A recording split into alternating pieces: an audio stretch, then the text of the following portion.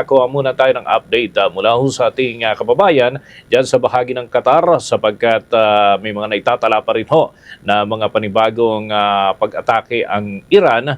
At welcome sa Bomb Radio Philippines, where nationwide and worldwide. Si Bombo Dennis Hamito po ito. And together with me, si Bombo Evelyn Rico. Magandang umaga po, Miss Ellie. At welcome sa Bombo Network News. Kumusta na po yung inyong sitwasyon dyan?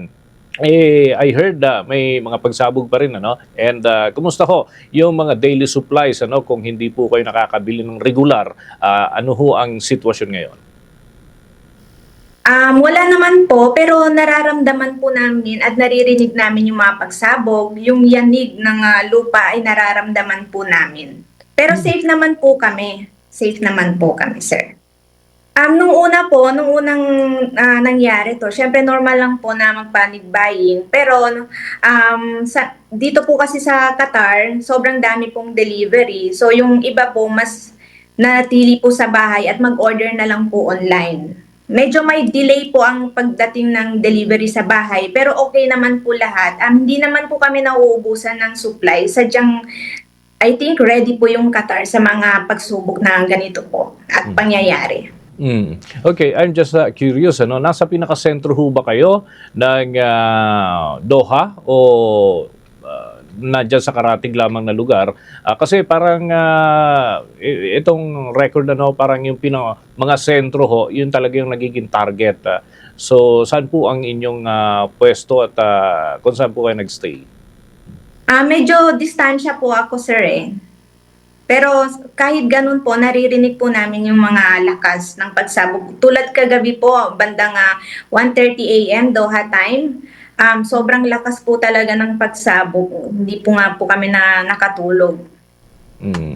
Okay, how about naman ho yung power supply, yung telco, tubig, and iba pa ho mga serbisyo, no? After ng mga pag-atake, hindi ho ba ito naapektuhan? Ay, hindi naman po. Ang supply ng tubig, actually galing po ako kahapon, first time kong lumabas after nung nangyari nung Saturday.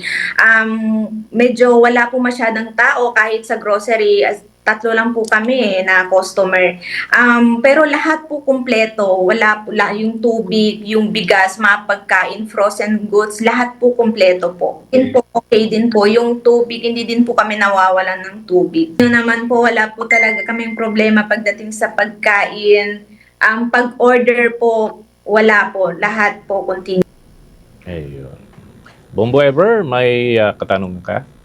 Alright, just to follow up lang Bobo Dennis dun sa iyong katanungan, nabanggit kasi ng ating interview yung common dyan sa deliveries nila na para doon sa supply, hindi po ba ito apektado at paano po yung paraan ng deliveries dyan at pareho lang din po ba ito sa Pilipinas?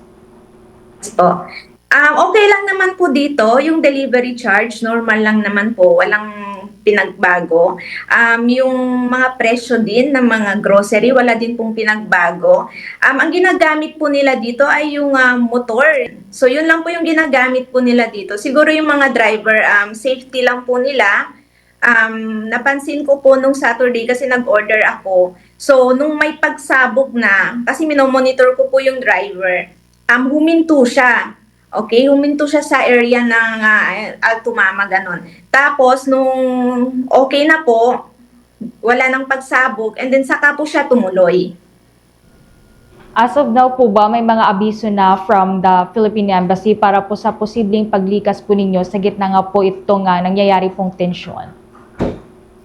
Sa ngayon po, wala pa naman po. Sa ngayon, nasa bahay lang po kami. Pero nagkaroon din naman po ng babala ang Philippine Embassy sa unang araw na nangyari, nung Saturday, na manatili muna po kami sa bahay at mag-ingat hanggang humupa po ang kaguluhan. Alright. Meron naman po ba kayong common source para po sa mga abiso, para mabilis po na maipaabot ang inyo pong mga concern?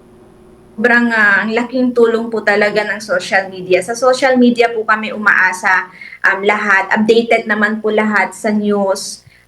Yung government dito sa Qatar, sobrang updated po nila sa social media. Kahit po yung Philippine Embassy dito, sobrang updated. So, doon po kami kumukuha ng informasyon po. At Meron din po kaming group sa WhatsApp, nangangamustahan po kami dito, nag-a-advise, nagtatanungan po. Alright, sige, ingat-ingat po kayo dyan at sana'y hindi na po lumala pa ito pong atensyon, especially po dyan sa inyong lugar. Bombo Dennis. Nais ko na rin ihabol, kahit maayos ngayon, baka later hindi na naman and then may mga pag-atake pa rin. Pero wag naman sana, baka may mga concerns na lang si Miss Ellie para sa ating gobyerno, na ka-monitor naman sila palagi. Please go ahead, Miss Ellie, para sa ilang mga concerns kung meron man gusto kayong iparating. So, sir, wala pa naman. Okay lang naman po kami dito. Safe naman po kami. Pero siguro pag darating po tayo dyan, so wala po kaming magagawa kundi sundin po kung ano yung utos ng gobyerno para din po sa kaligtasan namin. Sa mga government po natin dyan, sa mga OWA, Philippine Embassy, unang-una po dito sa Qatar, nagpapasalamat po kami sa inyo. Alam po namin na hindi nyo po kami pinababayaan. Okay? Panawagan lang po sana namin na tutukan nyo po ang mga OFW at huwag nyo po kaming pababayaan in case of emergency na kailangan po namin na umuwi ng Pilipinas. So, yun lamang po, sir. Ayun, sige. With that, maraming salamat po, Miss Ellie, at mag-ingat po kayo dyan. From time to time, may makikipag-ugnayan po kami, lalo na kung may mga development. Maraming salamat po.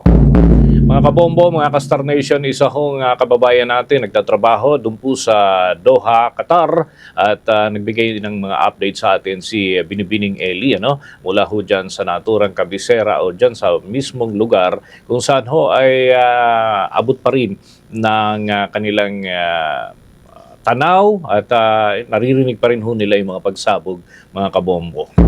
For the most trusted source of news and information, visit our website at www.bomboradio.com. Follow us on Bombo Radio mobile app, Facebook, YouTube, TikTok, and X, formerly Twitter.